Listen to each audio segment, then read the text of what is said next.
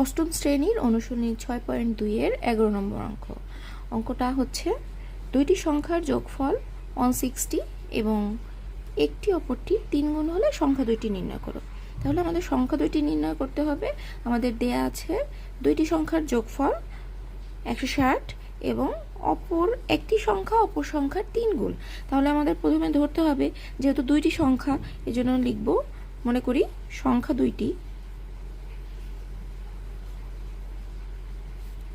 x O y।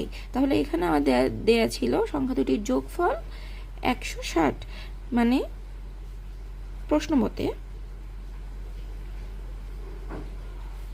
x plus y equals to 160। ঠিক আছে, এটা হচ্ছে যোগফল ছিল, এই কারণে এটা লিখলাম। এখন পরের শর্ততে আমাদের কি আছে, একটি অপরটির 3 গুণ। মানে এখন আমরা এই x কে যদি x একটি সংখ্যা ধরলে y এর একটি সংখ্যা ধরলে x এর 3 গুণ হচ্ছে 3y। ঠিক আছে, এখন এখানে কিন্তু আমরা x এর একটা মান পেয়ে গিয়েছি। এখানে x এর মানটা এখন আমরা, এটা 1 নং, এটা 2 নং, এখন আমরা এইটার মানটা হচ্ছে বসাবো।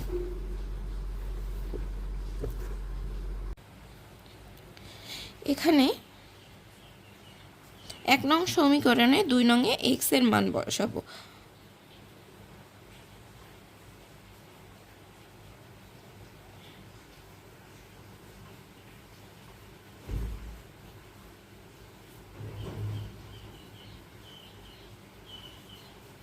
তাহলে এখানে কি হয়, এই x সমান কি 3y প্লাস y সমান 160 বা 3y আর হচ্ছে একটা y, কত হয় 4y ইকুয়ালস টু 160 বা y ইকুয়ালস টু 160 বাই 4। সুতরাং y ইকুয়ালস টু কত হয় 4 0 40। এখন আমরা এই যে 2 নং সমীকরণে এই y এর মান বসিয়ে দিব, যে কোনোটাতে বসালেই হবে।